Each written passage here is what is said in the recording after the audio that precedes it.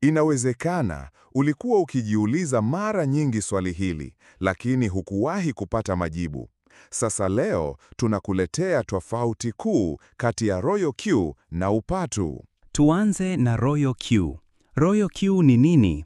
Royal Q ni programu ya biashara ya sarafu za kidijitali inayotumia roboti za akili bandia kufanya biashara kwa niaba ya mtumiaji. Inafanya kazi kwa kuunganisha akaunti yako ya ubadilishaji wa sarafu kama Binance, KuCoin na nyinginezo kupitia API na kisha kutekeleza mikakati ya biashara kama vile grid trading na martingale strategy, mikakati ya kununua na kuuza kwa vipindi tofauti ili kupata faida kutokana na mabadiliko ya bei. Dollar cost averaging DCA, kuwekeza kiasi kidogo kwa vipindi vya kawaida bila kujali bei ya soko. Ufuatiliaji wa viashiria vya soko kama RSI, MACD na KD kusaidia kubaini muda mzuri wa kununua au kuuza. Royal Q haitozi ada ya moja kwa moja kwenye biashara zako. Badala yake, inatoza ada ya usajili ya kila mwaka na asilimia ya faida inayopatikana kupitia roboti. Mtumiaji anaweza kuchagua mikakati ya biashara au kufuata mikakati ya wataalamu wengine kwenye jukwaa. Platform za Upatu ni nini? Upatu ni mfumo wa kifedha ambapo watu huweka michango ya fedha kwa mzunguko, na kila mshiriki hupokea kiasi fulani kwa zamu. Mara nyingi, mifumo hii haina uwekezaji halisi wa kifedha au bidhaa, na faida hutegemea michango ya washiriki wapya. Mifumo ya Upatu inaweza kuwa na sifa zifuatazo. Kukosa uwazi. Hakuna uwazi juu ya jinsi fedha zinavyotumika au kuwekeza. Kutegemea washiriki wapya. Faida hutegemea uandikishaji wa washiriki wapya badala ya uwekezaji halisi. Hatari ya kuporomoka.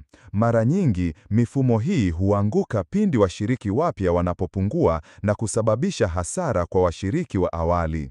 Tuanze kwenye aina ya biashara. Royal Q ni biashara ya sarafu za kidijitali kwa kutumia roboti, yaani AI au akili bandia kwa Kiswahili. Upatu ni mzunguko wa michango ya fedha kati ya washiriki. Tukija kwenye usimamizi wa fedha. Kwa upande wa Royal Q, mtumiaji hudhibiti fedha zake kupitia banki yake ya kidijitali, mfano Binance, HTX na nyinginezo ambazo zipo kwenye mfumo rasmi na wenye ulinzi mkali wa blockchain technology. Tukija upande wa Upatu, fedha hukusanyika na kusambazika kati ya washiriki bila uwekezaji halisi.